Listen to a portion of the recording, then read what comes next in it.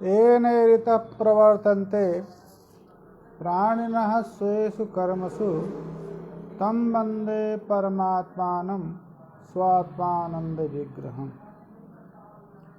नमो नवघनश्याम कामकामित देहिने कमलाकाम सौदाम कर्णकामुगेहिने। सुधीजन, पंचदशी प्रकरण में पंचदशी ग्रंथ का तत्व विवेक का प्रकरण चल रहा है। आत्म तत्व का विवेचन अनात्म से विभक्त आत्म स्वरूप का विवेचन किया जा रहा है। तो पूर्व में आत्मा के अद्वैय रूपता को बताया, भेद राहित्य को, कि विषय सकल भिन्न है, आत्मा एक रूप है जागृत स्वप्न सुषुप्ति में। इसके बाद वो आत्मा के स्वरूप का ज्ञान क्यों नहीं होता है, उसके निरूपण में बताया कि अविद्या कारण है। जब तक अविद्या की निवृत्ति नहीं होती तब तक अद्वैय आत्म साक्षात्कार नहीं होता। उसके बाद उस अविद्या के स्वरूप का विवेचन करते हुए बताया कि यही अविद्या ही सकल जगत का कारण है, सकल जगत की उत्पत्ति उसी से हुई है। वो त्रिगुणात्मिका है, प्रकृति है, उसी से पंच महाभूतों की उत्पत्ति, फिर भौतिक पदार्थों की उत्पत्ति किस क्रम से होती है, उसी को बताया। वही अविद्या ही जीव और ईश्वर के भेद का कारण है। प्रतिबिंबवाद को स्वीकार करके इन्होंने मलिन सत्व प्रधान अविद्या में प्रतिबिंबित चैतन्य को जीव बताया, शुद्ध सत्व प्रधान अविद्या में प्रतिबिंबित चैतन्य को ईश्वर बताया।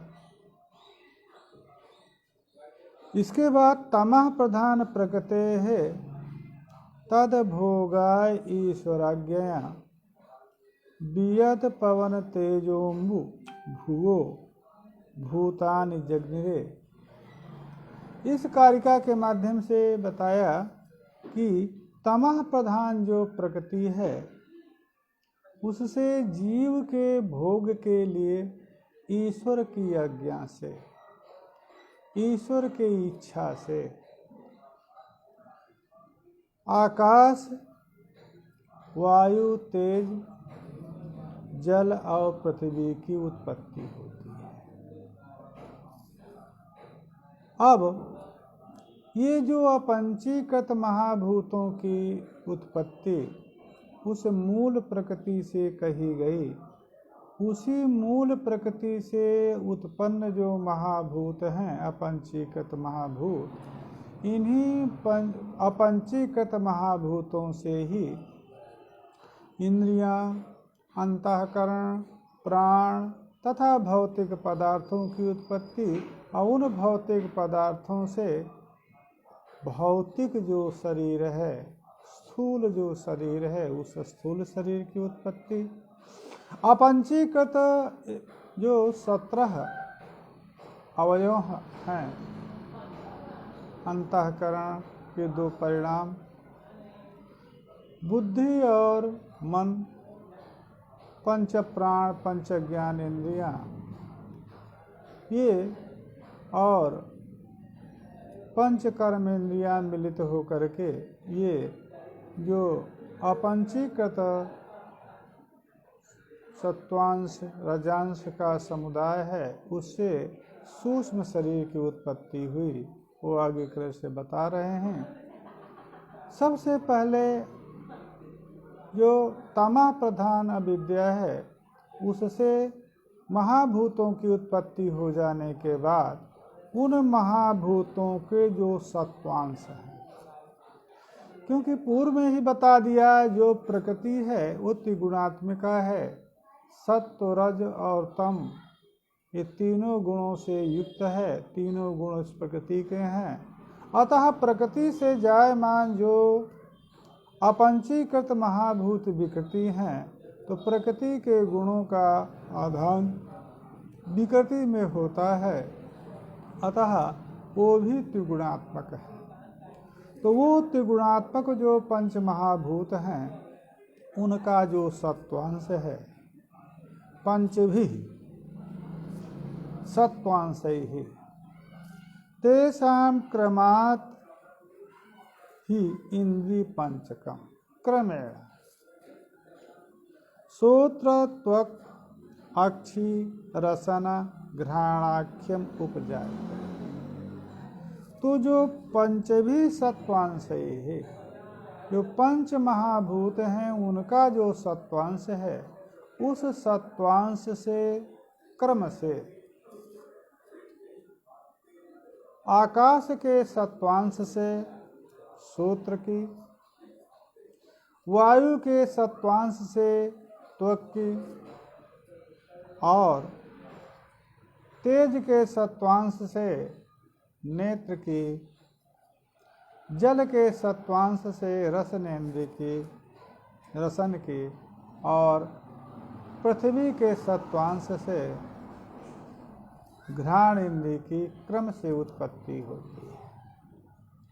पार्थक्येन जो उनका पृथक पृथक जो सत्वांश है, उस पृथक पृथक सत्वांश से पृथक पृथक इंद्रियों की उत्पत्ति हुई। तैरंसः करणम सर्वैः वृत्तिभेदेन तद्विधा मनो विमर्श रूपम स्यात् बुद्धि स्यात् निश्चयात्मिकः। तैः रंतःकरणम, तो पृथक पृथक जो सत्वांश हैं उन पृथक पृथक सत्वांश से पृथक पृथक ज्ञान इंद्रियों की उत्पत्ति हुई। तैः पंच सत्वांशैः मिलितैः इत्यर्थः। पांचों सत्वांशों का जो मिलन है माने समुदाय है, पंच सत्वांश, पांचों अपंचीकृत महाभूतों का जो सत्वांश है, समुदाय है, उससे अंतःकरण की उत्पत्ति है। और सर्वैः वृत्तिभेदेन सर्वैः तैः अंतःकरणम, सर्वैः तैः सर्वैः सत्वांशैः तैः सर्वांश सत्वांशैः अंतःकरणम उपजायते। उपजायते का अन्वय आगे में भी कर लेंगे। अंतःकरण की उत्पत्ति होती है और वो अंतःकरण वृत्ति भेदेन द्विधा। यद्यपि अंतःकरण के ही काम, संकल्प, विचिकित्सा, श्रद्धा, श्रद्धाधि भी सभी परिणाम हैं, परंतु जिन पर जो मुख्य परिणाम हैं उन मुख्य परिणामों को बता रहे हैं। वृत्ति माने परिणाम, उस परिणाम के भेद से वो अंतःकरण दो रूप में है, मन और बुद्धि। अंतःकरण का जो संकल्पात्मक विकल्पात्मक परिणाम है, अहम संकल्पयामि विकल्पयामि, यह जो संकल्प विकल्पात्मक अंतःकरण का परिणाम है उसको मन कहा गया है। अहम निश्चयामि जाने, जो निश्चयात्मक जो परिणाम है अंतःकरण का, उसका नाम बुद्धि है। अतः निश्चयात्मिका। इस प्रकार से जो नैयायिकों ने मन को द्रव्य माना था, नित्य माना था, परमाणु रूप माना था, वो मत का खंडन हो गया। मन जो है अंतःकरण का अपंचीकृत महाभूत सत्वांश समुदाय रूप जो अंतःकरण है उसका परिणाम है। ज्ञान को आत्मा का गुण माना नैयायिकों ने, उसका भी खंडन हो गया कि ज्ञान जो है आत्मा का गुण नहीं है अपितु अंतःकरण का परिणाम है। इसके बाद अपंचीकृत महाभूतों का जो रजांश है उस रजांश से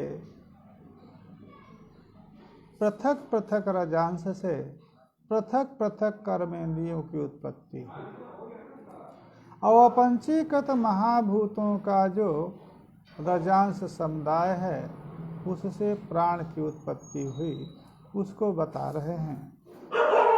रजोंसैहि पंचभिस्तेषां क्रमात् कर्मेन्द्रियाणि तु रजोवंशैहि पंचभिः, पंच महाभूतों का जो रजः अंश है उस रजः अंश से क्रमेण पार्थक्य पृथक पृथक जो रजांश है उस पृथक पृथक रजांश से पृथक पृथक कर्मेंद्रियों के क्रम से उत्पत्ति हुई। वायु का जो आकाश का जो रजः अंश है उसे वाग इंद्रिय की उत्पत्ति हुई और वायु का जो रजांश है उससे पाणी हस्त इंद्रिय की उत्पत्ति हुई और जो तेज का रजांश है उससे पाद इंद्रिय की उत्पत्ति हुई और जो जल का रजहांश है उससे पायु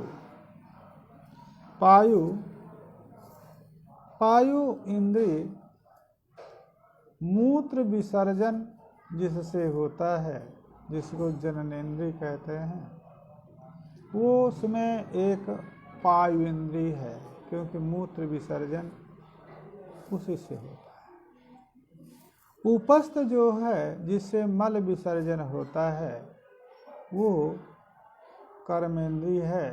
वो कर्मेंद्रिय पृथ्वी के रजः अंश से उत्पन्न हुई है। अब वो जो पांचों का जो रजांश समुदाय है, पांचों अपंचीकृत महाभूतों का जो रजांश समुदाय है, तैहि सर्वैहि सहितैहि प्राणो वृत्तिभेदात् पंचधा। प्राणो अपानः समानः उदानः व्यानौ च ते पुनः। और उस जो रजांश है समुदाय रजांश है तो सर्वैहि रजांसैहि सहितैहि, सकल रजांशों का जो समुदाय है, अपंचीकृत पांचों महाभूतों का जो रजांश समुदाय है उससे प्राण की उत्पत्ति हुई। अब वो प्राण वृत्ति भेद से व्यापार भेद से 5 प्रकार का है। प्राण, अपान, समान, उदान और व्यान। अन धातु गति अर्थ में है। प्रकृष्टेन अनति गच्छति इति प्राण। मुख नासिका भ्याम निर्गमनशीलः यह वायु विशेषः स प्राणः इति उच्यते। तो प्रकर्ष है उसके गमन में। दूसरा जो समान है, जो जठराग्नि पद से जिसको कहा गया है, जो भुक्त और पीत खाया गया पिया गया जो अन्न है, उस अन्न का जो समन करता है जिसको पचाता है, ऐसा समनात् समानः, समन करने के कारण उसका समान नाम है। उदानः, उद अनति ऊर्ध गच्छति उदानः। उदान वायु जो ऊर्ध गति जिसकी रहने के कारण उसके उस प्राण के, वो प्राण के व्यापार को उदान कहा गया है। वो उदान का कार्य क्या है कि उदर में पड़ा हुआ जो जल है उसको कण के रूप में मुख में लाता है, लार के रूप में। अतः मुख कभी सूखता नहीं है जब तक उदर में जल रहता है। तो वो जल को ऊपर लाने का काम उदान वायु का है, ऊर्ध्व गतिशील होने के कारण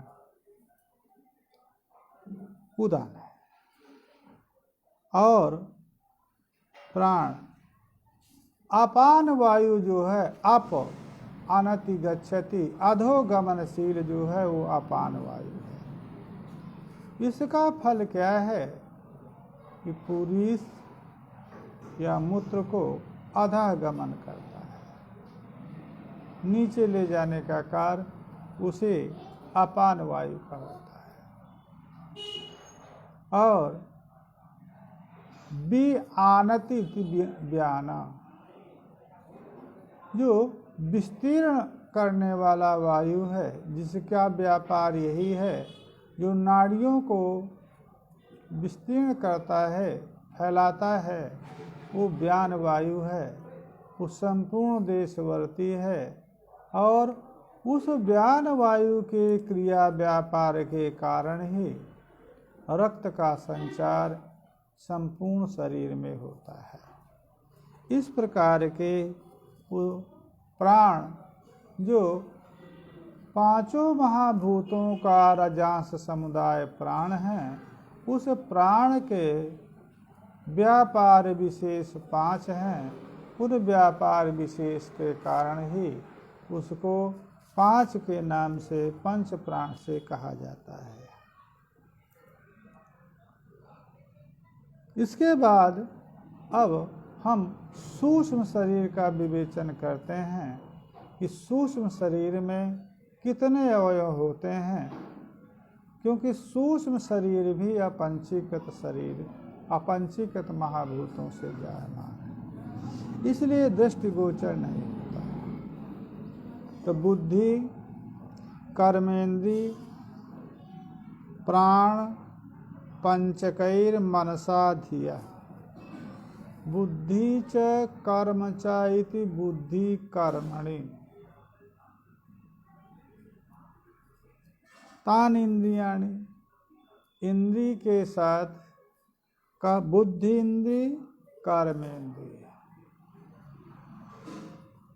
बुद्धि का या कर्म का दोनों का इंद्रिय के साथ अन्वय करेंगे तो बुद्धि इंद्रिय माने ज्ञान इंद्रिय और कर्म इंद्रिय और 5 प्राण और मन और बुद्धि, मनसा धिया। शरीरम सप्तदश भी सूक्ष्मम तल्लिंगम उच्यते। ये पंच ज्ञानेन्द्रिय, पंच कर्मेंद्रिय, पंच प्राण, मन और बुद्धि, ये 7 अवयवों से युक्त जो है सूक्ष्म शरीर कहलाता है। और इसी सूक्ष्म शरीर का अपर नाम लिंग शरीर है। कारण शरीर पूर्व में बताया अविद्या है। अविद्या के उत्तर में सूक्ष्म शरीर के अवयवों की उत्पत्ति बताने के बाद सूक्ष्म शरीर को ही बताया। इसको सूक्ष्म शरीर को वेदांत में लिंग शरीर कहा है। लीनम अर्थम गमयति लिंगम, जो लीन अर्थ है, इस सूक्ष्म शरीर जो स्वप्न में संस्कार आत्मना विद्यमान पदार्थ हैं, उन पदार्थों का के भोग का साधन होता है, उन पदार्थों का अभिव्यंजक होता है, इसलिए इसका नाम लिंग शरीर है। यह लिंग जो शरीर जो है ये नश्वर नहीं है। क्यों नश्वर नहीं है? क्योंकि ये स्थूलता इसमें नहीं है। तो अपंचीकृत महाभूतों के सत्वांश से जायमान जो लिंग शरीर है, इस लिंग शरीर से युक्त ही जीवात्मा का लोक लोकांतर गमन होता है। इस लिंग शरीर का नाश कारण शरीर के नाश से होता है। कारण शरीर जो अविद्या है, उस अविद्या का नाश आत्मनिवृत्ति आत्म साक्षात्कार से होती है। अविद्या रूप उपादान की निवृत्ति हो जाने पर अपंचीकृत महाभूतों की भी निवृत्ति हो जाती है, और वो अपंचीकृत महाभूत ही उपादान कारण इस लिंग शरीर के हैं, तो लिंग शरीर भी निवृत्त हो जाता है। तो भौतिक शरीर जो है उसकी आगे चलकर उत्पत्ति जो हम कहेंगे, ये भौतिक शरीर पंचीकृत महाभूतों से जायमान है और उसी से इसकी वृद्धि है। तो प्राणवायु का निस्सरण हो जाने के बाद यह जो भौतिक शरीर है, ये भौतिक शरीर इन्हीं पंच महाभूतों में लीन हो जाता है। चाहे दाह करिए या जल में डालिए या पृथ्वी में गाड़िए, या ऐसे भी यदि पड़ा रहे शरीर, तो कुछ दिन के बाद अपने आप वो नष्ट हो करके अपने अपने अवयवों में मिल जाता है। अतः यह जो सूक्ष्म शरीर है, इस सूक्ष्म शरीर का अभिमानी कौन है? तो पूर्व में जो लिंग शरीर कहा गया था, वो लिंग शरीर का अभिमानी प्राज्ञ कहा गया था। अब जो सूक्ष्म शरीर बताया, वो सूक्ष्म शरीर का अभिमानी क्या होगा? तो प्राज्ञ तत्र अभिमानेन तज सत्वम प्रपद्यते। जो पूर्व में लिंग शरीर अविद्या रूप जो लिंग शरीर है, तद अभिमानी को जो प्राज्ञ कहा गया था, वही प्राज्ञ इस लिंग शरीराभिमान हो करके, जब लिंग शरीराभिमान उसको रहता है, उस समय पर तेजस कहलाता है। हिरण्यगर्भ ताम ईशः तयोः व्यष्टि समष्टितः। ये व्यष्टि समष्टिवाद जो वेदांत सार में आया है, ये यहीं से ही व्यष्टि समष्टिवाद का उद्भावन, यही जो पंचदशी ग्रंथ है, ये पंचदशी ग्रंथ के सिद्धांतानुसार ही व्यष्टि और समष्टिवाद का उपस्थापन किया। तो लिंग शरीर की जो व्यष्टि है, पृथक पृथक जो लिंग शरीर हैं, वो पृथक पृथक लिंग शरीराभिमानी तेजस है, जो पूर्व में प्राज्ञ कहा गया था, और समष्टि है जो लिंग शरीर समष्टि का अभिमानी जो है, उसको हिरण्यगर्भ कहा गया है, उसको ईश्वर कहा गया है।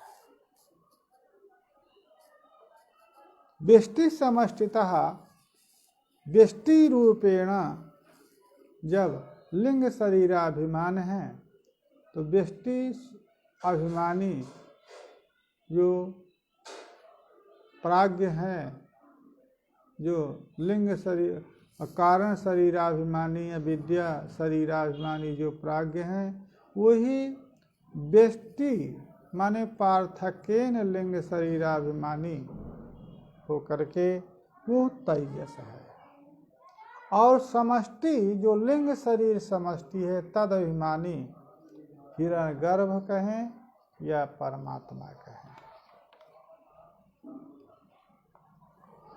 समष्टिरीशः सर्वेषां स्वात्मतादात्म वेदनात् तदभावात् ततो अन्ये तु कथ्यन्ते व्यष्टि संज्ञयः।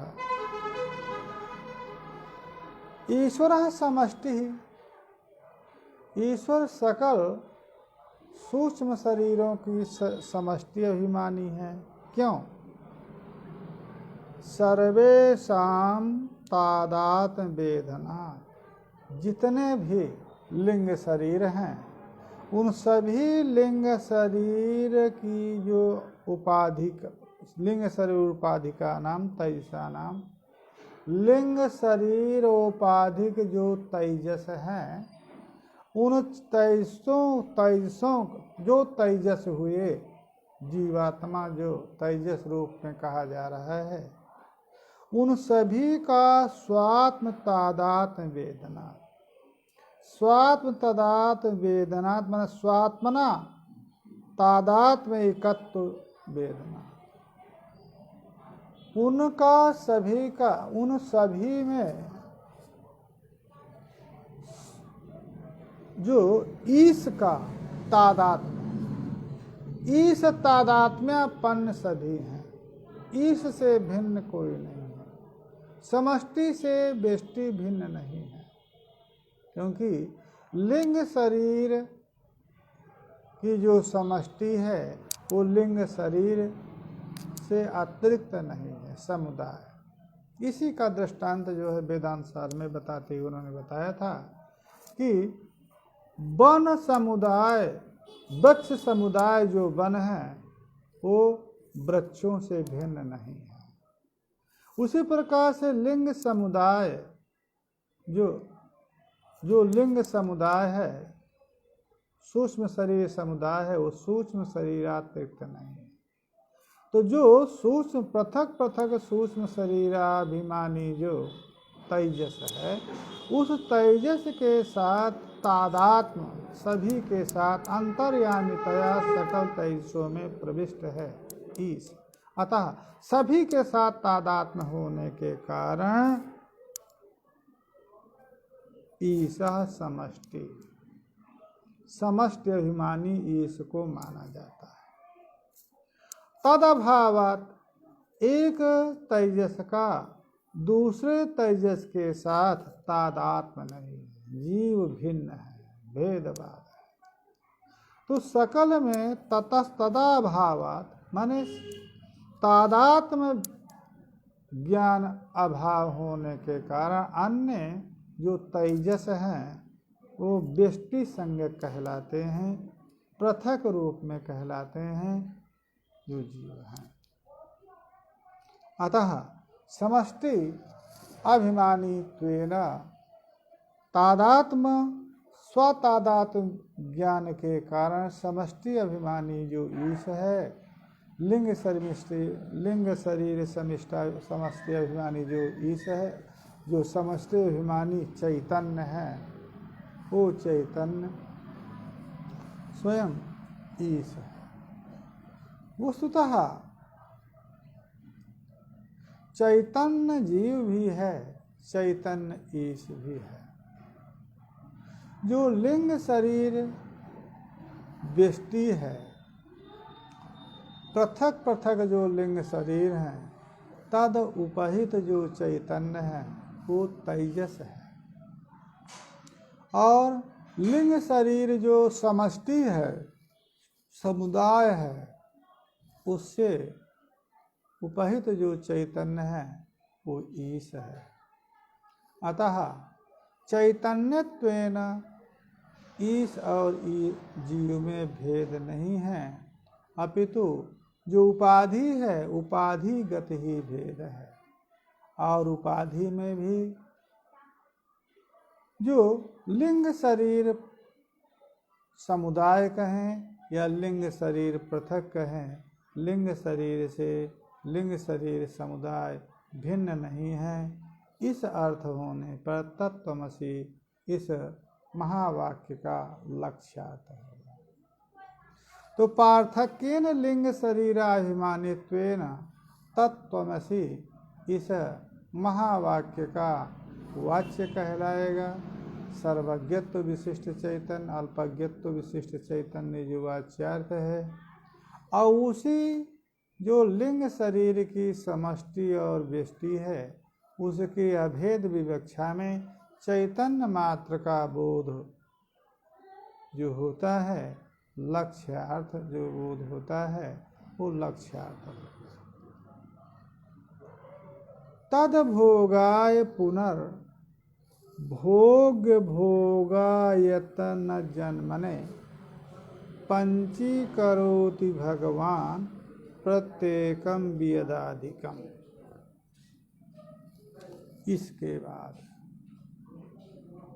उस जीव के भोग के लिए, जीव का जो भोग है, जो पूर्व कृत कर्म है, उन कर्मों की फलोन्मुखता ही भोग है। जिस जीवात्मा ने जैसे कर्म किया है उन कर्मों के फलोन्मुखता भोग है, और उस भोग के लिए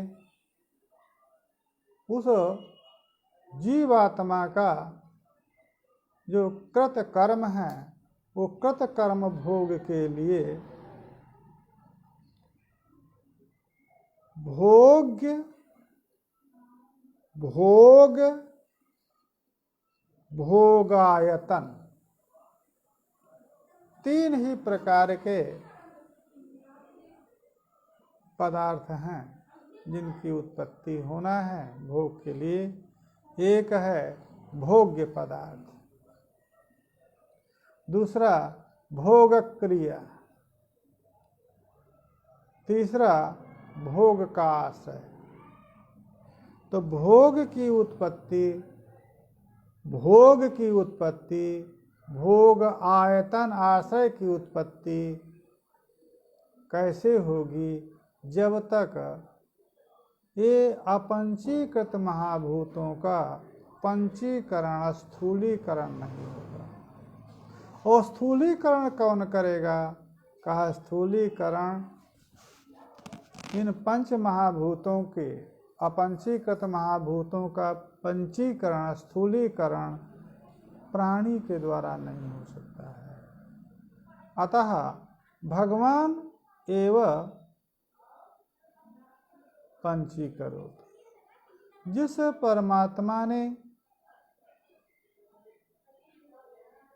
इन महाभूतों की संकल्प मात्र से महाभूतों की अविद्या रूप प्रकृति से उत्पत्ति किया, वही और स्वयं अविद्याधिष्ठानत्वेन, अविद्या का अधिष्ठान होने के कारण यतो इमानि भूतानि जायन्ते येन जातानि जीवन्ति, इस श्रुति का बोध्य होकर के उपादान हुआ, वही उसी की इच्छा से उत्पत्ति हुई। अतः अभिन्न निमित्तोपादानता है। उपादान भूत वेदांत दर्शन में यद्यपि अविद्या को माना गया है, परंतु वो अविद्या स्वयं अधिष्ठान भूत आत्मा से अतिरिक्त नहीं है। तो यदि आत्मा से, क्योंकि आरोपित पदार्थ वेदांत दर्शन में अधिष्ठान की सत्ता से अतिरिक्त सत्ता वाले नहीं होते हैं। यतः अविद्या आरोपित है, प्रकृति आरोपित है, अतः आरोपाधिष्ठान जो आत्मा है उस आत्मा से अतिरिक्त सत्ता वाली नहीं। अतः उपादान भूत जो अविद्या है वो भी आत्मरूप है, तथा जो करता है, तद इच्छते को हम बहुश्याम प्रजाएय, जो जिसकी इच्छा से जगत की उत्पत्ति होती है, इक्षण आशय भूत जो करता है वो भी परमात्मा है।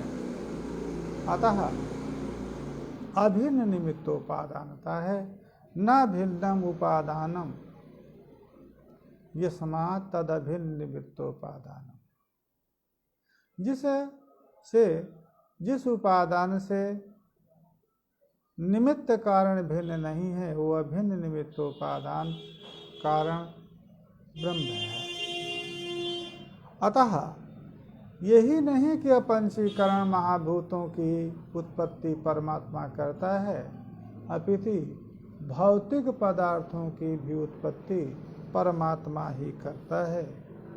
पंचीकरोति भगवान प्रत्येकम वियदादिका, प्रत्येक वियदादि का पंचीकरण परमात्मा करता है।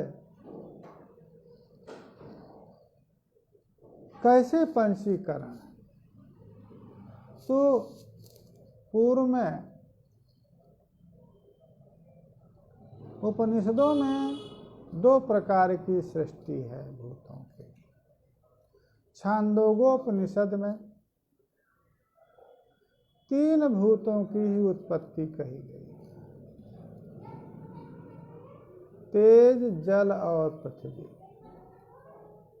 उनका त्रिविधकरण कहा गया है। और तैत्तिरीय उपनिषद में तस्माद्वायु तस्मादात्मना आकाश संभूता आकाशाद वायु इत्यादि क्रम में 5 महाभूतों की उत्पत्ति कही गई है। तो 5 महाभूत उत्पत्तिवाद को लेकर के प्रवृत्त ग्रंथ है। तो वहाँ पर 3 भूतों की उत्पत्ति कही गई, तो त्रिविधकरण माने तीनों का सम्मिश्रण कहा गया। अब यहाँ पर भी तैत्तिरीयोपनिषद में 5 महाभूतों की उत्पत्ति कही गई है, इसलिए उनका भी पंचीकरण ही स्थूल रूपता होगी। 3 भूतों की उत्पत्ति जहाँ है तो उन 3 भूतों की तेज, जल और पृथ्वी का जो त्रिविधकरण है वो स्थूलीकरण होगा। जब 5 महाभूतों की उत्पत्ति है तो पंचीकरण ही स्थूलीकरण होगा। कैसे स्थूलीकरण होगा? तो उन्होंने एक अपनी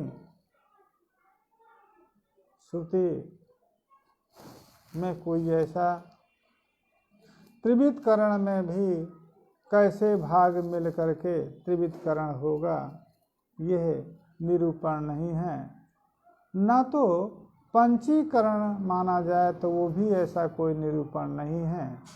अतः ग्रंथकार पंचीकरण कैसे हुआ? क्योंकि समस्या ये है कि यदि सभी भूतों का सामान्य पंचीकरण कहा जाए तो भूतों में भेद नहीं रहेगा। रूपवत्ता, स्पर्शवत्ता आकाश में भी प्रतीत होगी, गंध भी, रस भी, सभी में समानता होगी। तो भूतों का विवेक स्थूल, क्योंकि अपंचीकृत महाभूत जो हैं वो अपंचीकृत महाभूतों का तो ज्ञान होता नहीं, अनुभव सिद्ध है नहीं। पंचीकृत महाभूतों का ही ज्ञान होता है। अपंचीकृत महाभूतों में यदि समान अंशेन यदि मेलन है तो वायु आकाश में स्पर्श भी नहीं है, रूप भी नहीं, केवल शब्द मात्र है। वायु में शब्द है, स्पर्श है, रूप नहीं है। इसके बाद तेज में रूप भी है, स्पर्श भी है, सब। तो अब ये कैसे विवेक किया जाए? तो स्वयं आचार्य ने कृपा करके वो विवेक कर दिया, ताकि पंचीकृत हो जाने पर भी भूतों का जो स्वरूप है, पार्थक्य न प्रतीति है, वो पार्थक्य रहा जाए। उसको इन्होंने एक अपना गुणा किया, अपनी गणित से भाग किया। दुधा विधाय च एकैकम चतुर्धा प्रथमम पुनः स्वश्वेतर द्वितीयांशैः योजनात् पंच पंचते। इसी कारिका को लेकर के वेदांत शास्त्र में भी प्रतिपादन किया है। सबसे पहले महाभूतों का दो दो भाग, 1/2, 1/2, दो दो भाग। तो दो भाग हो जाने के बाद एकम प्रथमम पुनः, जो प्रथम भाग है उस प्रथम भाग के 4 भाग कर दिया। 1/2 भाग का जब 4 भाग होगा तो 1/4 8, 1/8 भाग होगा। अब जो प्रथम जो द्वितीय अंश है, वो द्वितीय अंश 1/2 अंश जो है उसको ज्यों रहने दिया, और जो 1/2 के 4 भाग हो गए हैं तो अपने से अतिरिक्त में उनका मेलन हो जाना, यही पंचीकरण है। एक दृष्टांत से हम ले लें, आकाश का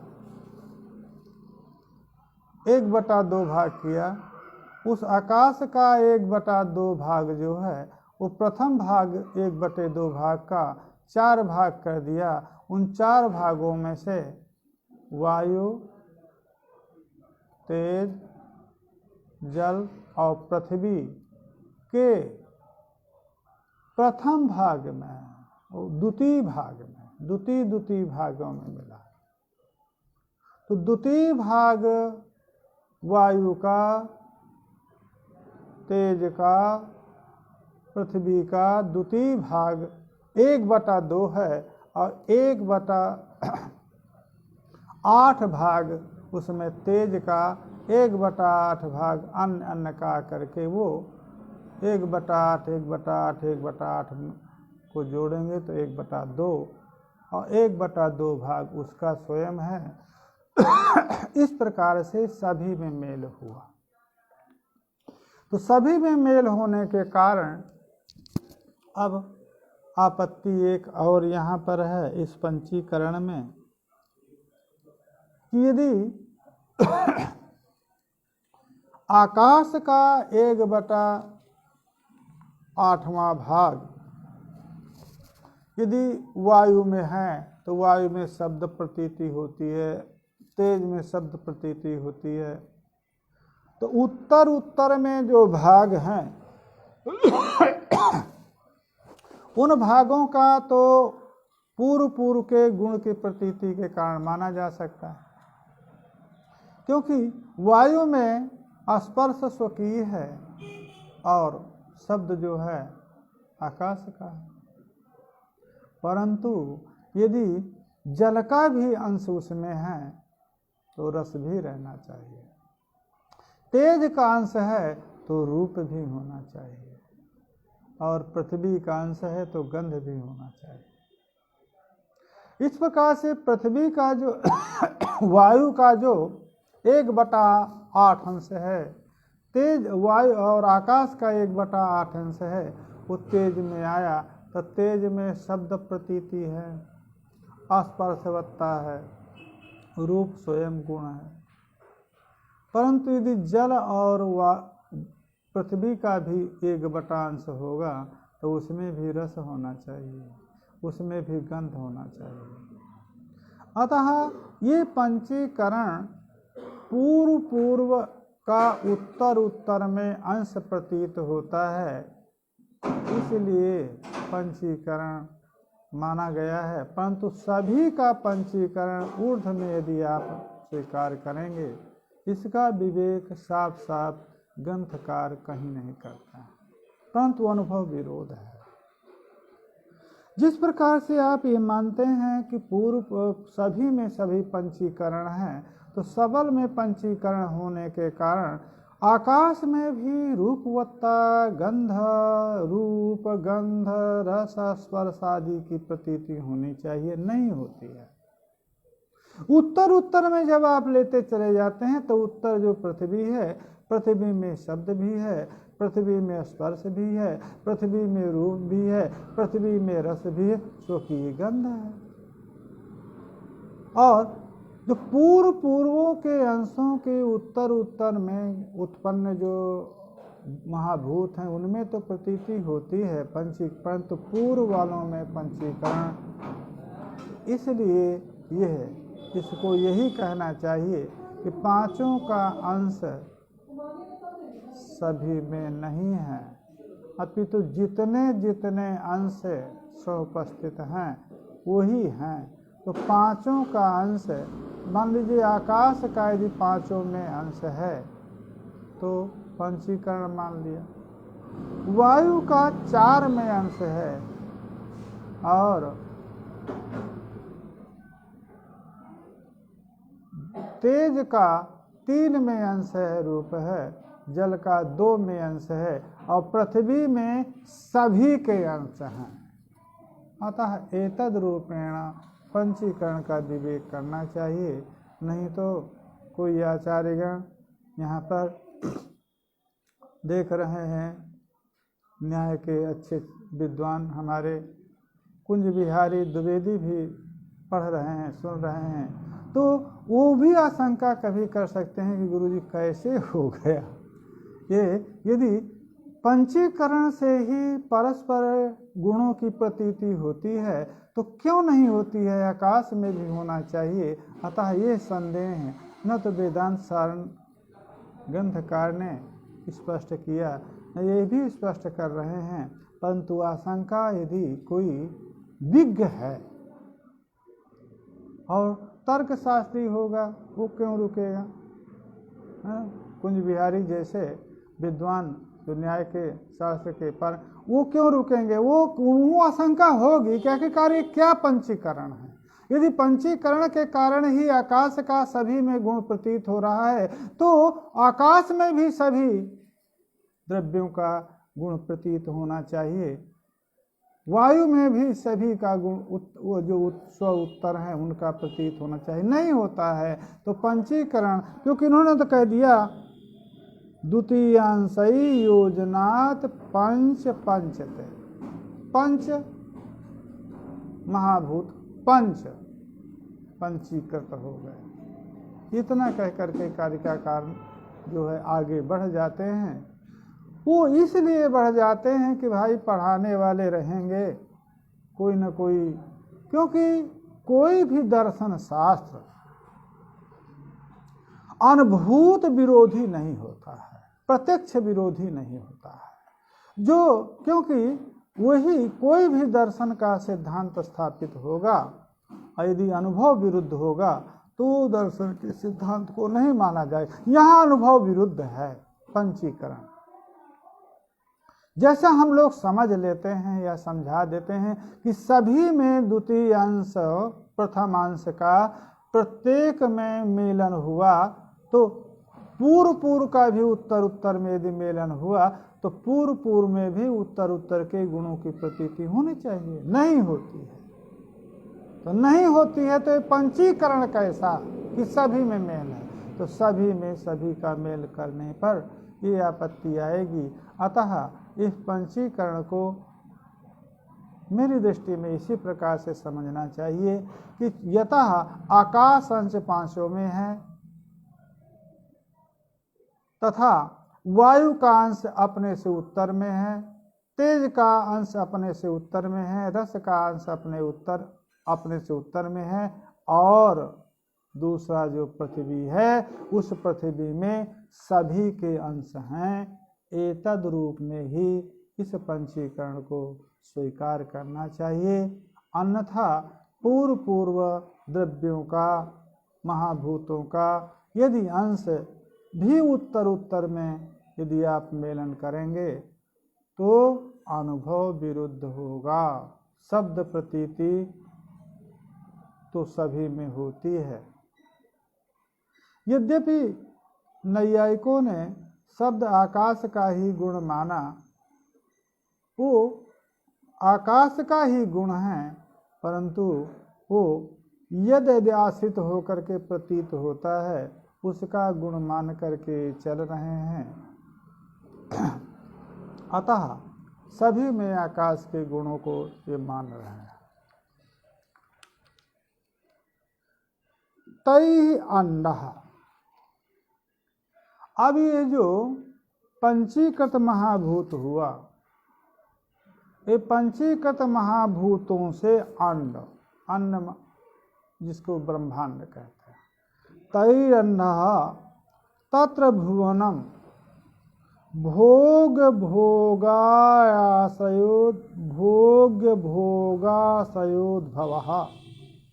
हिरण्यगर्भः स्थूले अस्मिन् देहे वैश्वानरो भवेत तैसा विश्वतां यातः देवतिर्यज्ञ नरादयः।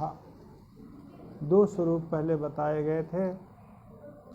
एक सूक्ष्म शरीर समष्टि अभिमानी जिसको हिरण्यगर्भ या ईश कहा, दूसरा सूक्ष्म शरीर व्यष्टि अभिमानी जिसको तेजस कहा। अब इन पंचीकृत महाभूतों से ब्रह्मांड की उत्पत्ति, और उस ब्रह्मांड में तत्र भुवनम, चतुर्दश भुवन है।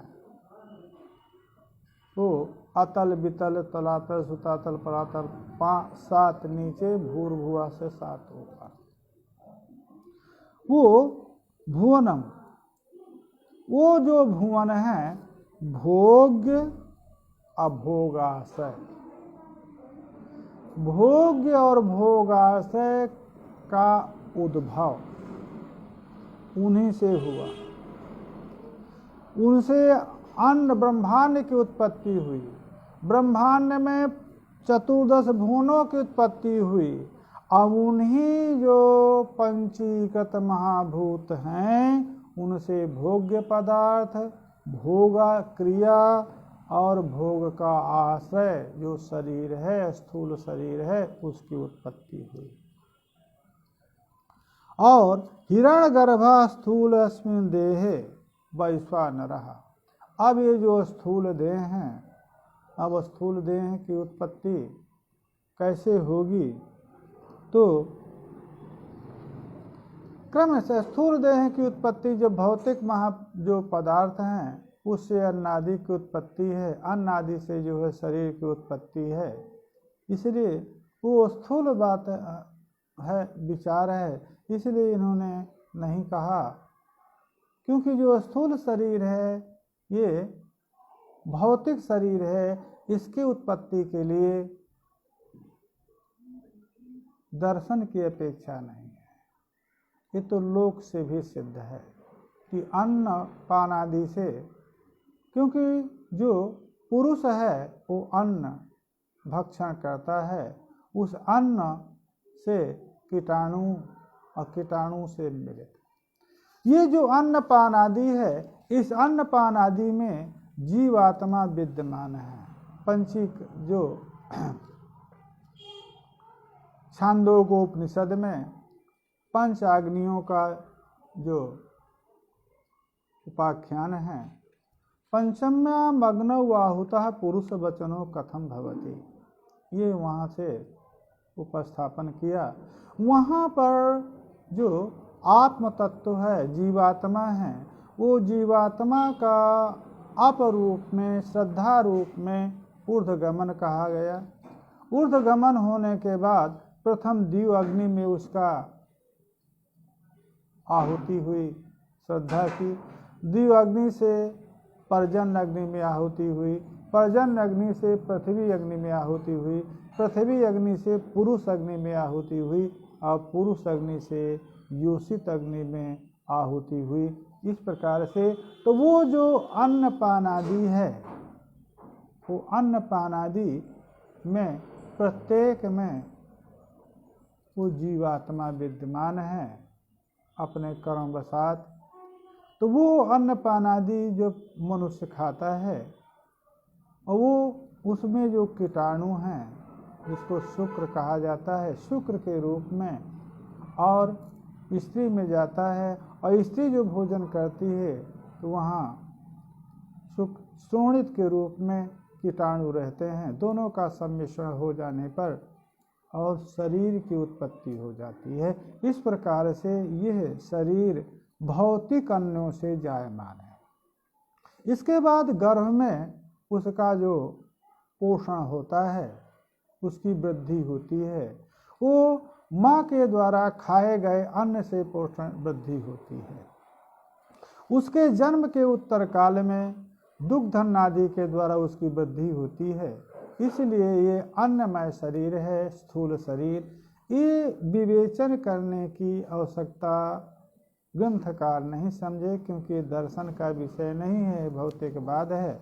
अतः केवल यही इतना बता दिया कि उस पंचीकृत महाभूतों से ब्रह्मांड की उत्पत्ति है, चतुर्दश ब्रह्मांड अंतर्वर्ती चतुर्दश भुवनों की उत्पत्ति है, भोग्य पदार्थों की उत्पत्ति है, भोग आशय शरीर की उत्पत्ति है। और हिरण गर्भा स्थूले अस्मिन् देहे वैश्वानरो भवेत्। अब इस स्थूल देह का की समष्टि है। स्थूल देह में जो अंतरतया प्रविष्ट है, जिसको पूर्व में हिरण्यगर्भ कहा गया था, वो हिरण्यगर्भ यहाँ पर वैश्वानर कहलाएगा। जैसा विश्वताम्यता। और जो तेजस था स्थूल सूक्ष्म शरीर में, उसको विश्व कहा गया, वैश्व। ये याता देव तिरेग नरादया, इनके जो ये स्थूल शरीर हैं, ये स्थूल शरीर 4 प्रकार के हैं: अंडज, पिंडज, उद्भिज और स्वेदज। ये अलग व्याख्यान है। इनके स्वरूप देव है, तिर्यक है, नरादि हैं। ये स्थूल शरीर हैं। ये विवेचन करने के बाद उत्तर में ते पराग दर्शिना प्रत्यक तत्व बोध विवर्जिता कुर्वते कर्म भोगाय कर्म कर्तुंच भुंजते। अब आगे चल करके ये बंध के स्वरूप को यहाँ से विवेचन करना चाह रहे हैं कि इस जो तिर्यक नरादि योनियों में पुनः पुनः जीवात्मा क्यों आता है, क्यों ये इसकी जन्म मृत्यु आवागमन से मुक्ति नहीं होती, इसका विवेक कर आगे चल करके हम करेंगे कि क्यों इससे विवेक नहीं, इससे मुक्ति आवागमन से पुनरपि जननम पुनरपि मरणम पुनरपि जननी जठरे शयनम। यह जो आवागमन है जीवात्मा का, इस आवागमन से जीवात्मा मुक्त क्यों नहीं होता है, इसका निरूपण 29वें कारिका में करेंगे। इसके बाद आवागमन से मुक्ति का साधन क्या है, क्या उपाय है और कैसे आवागमन से निवृत्ति होगी, इसको पुनः उत्तर कहेंगे। हरि ओम तत्सत, हरि ओम तत्सत।